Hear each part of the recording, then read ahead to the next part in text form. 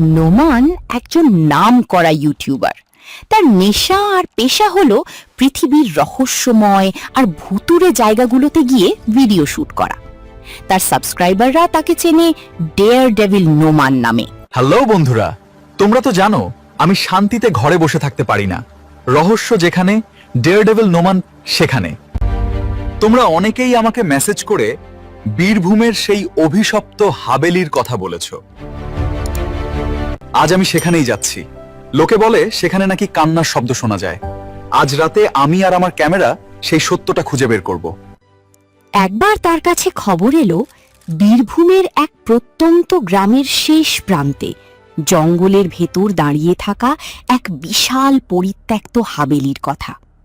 গ্রামবাসীর দাবি কয়েক দশক ধরে ওই বাড়িতে কেউ পা রাখেনি। প্রতি অমাবস্যার রাতে সেখান থেকে এক মহিলার করুণ কান্নার শব্দ ভেসে আসে। নোমান তার ক্যামেরা, ড্রোন আর শক্তিশালী টর্চ নিয়ে বেরিয়ে পড়ল। গ্রামের বয়স্ক মানুষগুলো তাকে বারবার মানা করল, ওখানে যেও না বাবা, ওটা জ্যান্ত কবর। কিন্তু নোমান এসব কুসংস্কারে বিশ্বাসী নয়। সে তার বাইক নিয়ে ঠিক রাত 11টায় পৌঁছল হাবেলির সামনে। জঙ্গল ভেদ করে হাবেলিটার সামনে আসতেও নোমানের শরীরটা একবার শিউরে উঠল। চারপাশটা নিঝুম, ঝিঝি পোকার ডাকও যেন সেখানে থেমে গেছে। বিশাল লোহার গেটটা জং ধরে কুৎসিত হয়ে আছে। গেটটা ঠেলতেই এক কর্কশ শব্দ তুলে সেটা খুলে গেল। ভেতরে পা রাখতেই এক ভ্যাপসা, গুমোট পচা গন্ধ তার নাকে এলো। উফ, কি জঘন্য গন্ধ! মনে হচ্ছে এই দরজা কয়েকশো বছর ধরে খোলা হয়নি। বন্ধুরা, এই নিস্তব্ধতা খুব অদ্ভুত। তোমরা কি সেই গেটের আওয়াজ শুনতে পেয়েছো? আমার শিরদাঁড়া দিয়ে একটা ঠান্ডা স্রোত বয়ে গেল। নোমান তার টর্চের তীব্র আলো অন্ধকারের ভেতর ফেলল। ধুলোর কণাগুলো আলোর নিচে নাচছে। সে ধীরে ধীরে অন্ধকার হাবেলির পেটের ভেতর ঢুকে পড়ল। নোমান ক্যামেরা অন করে ভিডিও শুরু করল। বড় হলঘরের দেয়ালে ঝোলানো সারিবদ্ধ তৈলচিত্র। ছবিগুলো পুরনো দিনের জমিদারদের। নোমানের টর্চের আলো ছবির ওপর পড়তেই তার মনে হলো ছবিগুলোর চোখগুলো যেন নড়ছে। সেই স্থির দৃষ্টিগুলো যেন নোমানকে শাসাচ্ছে আর বলছে, ফিরে যাও, এখানে তোমার জায়গা নেই। নোমান ভয়কে জয় করে এগিয়ে চলল।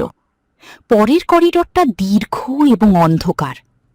আশ্চর্যের বিষয় হল নোমান টর্চের আলো যেখানেই ফেলছে সেখান থেকে ছায়াগুলো যেন সরে গিয়ে অন্ধকারের গভীরে ঢুকে পড়ছে। নোমান সামনের অন্ধকার করিডোরে পা বাড়াল। করিডোরটা অবিশ্বাস্য রকমের দীর্ঘ। দুই পাশে ভাঙা কাঠের জানলা আর খসে পড়া চুনকাম। জানলার ফাঁক দিয়ে নীলচে জ্যোৎস্না তলোয়ারের মতো মেঝের ওপর পড়ে আছে। কিন্তু ডেয়ার ডেভিল নোমান এত সহজে হার মানবে না। চলো দেখি সে করিডোরের শেষে কি আছে। বন্ধুরা, পরিবেশটা ক্রমেই ভারী হয়ে উঠছে। ওই তৈলচিত্রগুলো আমাকে ভয় দেখানোর চেষ্টা করছে। হঠাৎ করিডোরের শেষ প্রান্তে সে এক মুহূর্তের জন্য দেখল সাদা শাড়ি পরা এক মহিলা দাঁড়িয়ে আছে। পরক্ষণেই সে দেয়ালের ওপাশে মিলিয়ে গেল। নোমান উত্তেজনায় তার পিছু নিল। চিৎকার করে বলল, কে কে ওখানে? ভয় পাবেন না, আমি আপনার কোনো ক্ষতি করতে আসনি। করিডোরের শেষ মাথায় পৌঁছাতেই হঠাৎ চারদিকের তাপমাত্রা হিমাঙ্কের নিচে নেমে গেল। নোমানের ক্যামেরা হঠাৎই সিগন্যাল হারালো। সব মোমবাতি আর লণ্ঠন এক লহমায় নিভে গেল। নোমান যখন অন্ধকারে তার টর্চটি ঠিক করার চেষ্টা করছিল, ঠিক তখনই তার পেছনের অন্ধকার থেকে দুটি নীলচে ধূসর পচা গলা হাত তীরের মতো বেরিয়ে এলো। হাতগুলো সরাসরি নোমানের গলা টিপে ধরল। নোমানের হাতে টর্চ আর ক্যামেরা মেঝেতে পড়ে গেল। ক্যামেরাটি উল্টে পড়ে যাওয়ার কারণে নিচের দিক থেকে নোমানের যন্ত্রণাকাতর মুখ রেকর্ড করতে লাগলো। নোমান 2 হাত দিয়ে ওই অশরীরী হাতগুলো ছাড়ানোর চেষ্টা করছে, কিন্তু সেগুলো পাথরের মতো শক্ত আর বরফের মতো ঠান্ডা। নোমান যন্ত্রণায় ছটফট করতে করতে যখন সামনে তাকালো, হঠাৎ এক ঝলক নীলচে আলোয় সেই মুখটি ফুটে উঠল। কয়েক ইঞ্চি দূরে দাঁড়িয়ে আছে সেই সাদা শাড়ি পরা মহিলা, কিন্তু কাছে থেকে সে কোনো মানুষ নয়, সে এক বীভৎস প্রেতাত্মা। তার গায়ের চামড়া জায়গায় জায়গায় পচে খসে পড়ছে, সেখান থেকে কালো রক্ত চুঁইয়ে পড়ছে। তার চোখের জায়গায় কোনো মনি নেই, কেবল 2টি গভীর অন্ধকার গর্ত, যা থেকে এক ধরনের অশুভ ধোঁয়া বের হচ্ছে। তার লম্বা কালো চুলগুলো জ্যান্ত সাপের মতো নোমানের মুখের চারপাশে ছড়িয়ে পড়ল। তুই কেন এসেছিস? এখানে যে একবার আসে সে আর কোনোদিন ফিরে যায় না। নোমান তার শেষ শক্তি দিয়ে প্রেতাত্মার পচা হাত ধাক্কা দিয়ে নিজেকে ছাড়িয়ে নিল। সে তার ক্যামেরা আর টর্চ কুড়িয়ে নিয়ে অন্ধের মতো দৌড়াতে শুরু করলো। নোমান করিডোর দিয়ে পাগলের মতো দৌড়াচ্ছে, কিন্তু এক অদ্ভুত ব্যাপার ঘটছে। সে যতই জোরে দৌড়াচ্ছে, করিডোরটা যেন রাবারের মতো লম্বা হয়ে যাচ্ছে। সে তাকিয়ে দেখল করিডোরের শেষ প্রান্তটা দূরে সরে যাচ্ছে। করিডোরটি কেবল লম্বাই হচ্ছে না, বরং পাশের বিশাল পাথরের দেওয়ালগুলো ধীরে ধীরে নড়তে শুরু করেছে। দেওয়ালগুলো 2 পাশ থেকে নোমানের দিকে চেপে আসছে। দেওয়ালের উপর ঝোলানো পুরনো ছবিগুলো নোমানের দিকে ঝুঁকে আসছে।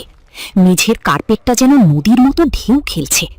নোমান টালমাটাল হয়ে দেওয়ালে ধাক্কা খাচ্ছে। নোমান চিৎকার করে বলল,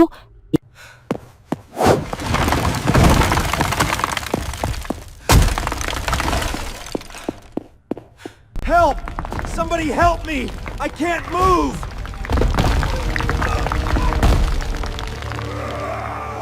চারপাশের বাতাস ভারী হয়ে আসছে এবং দেওয়ালে থাকা মাকড়সার জালগুলো জ্যান্ত সুতোর মতো তাকে ধরার চেষ্টা করছে। একসময় সে দেখল যে সিঁড়ি দিয়ে সে উপরে উঠেছিল সেটি এখন উধাও। কোনো উপায় না দেখে সে একটি খোলা জানালা দিয়ে নিচের ঘন ঝোপের উপর ঝাঁপ দিল।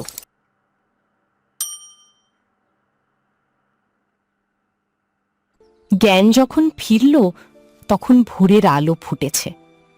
নোমান নিজেকে হাবেলির বাইরে আবিষ্কার করল। তার শরীরে কাটা ছেঁড়ার দাগ, জামাকাপড় ধুলোয় মাখামাখি। তার হাতে ক্যামেরাটা আছে ঠিকই, কিন্তু সেটার ভেতরে থাকা সব মেমোরি কার্ড রহস্যজনকভাবে ডিলিট হয়ে গেছে। নোমান গ্রামে ফিরে এলো। গ্রামবাসী যখন তাকে দেখল, তারা বিস্ময়ে চিৎকার করে উঠল। নিলয়ের বয়স মাত্র 25, কিন্তু মাত্র এক রাতের বিভীষিকায় তার মাথার সব চুল সাদা হয়ে গেছে। তার চোখের সেই চঞ্চলতা হারিয়ে গিয়ে সেখানে এক অদ্ভুত শূন্যতা আর ভয় বাসা বেঁধেছে।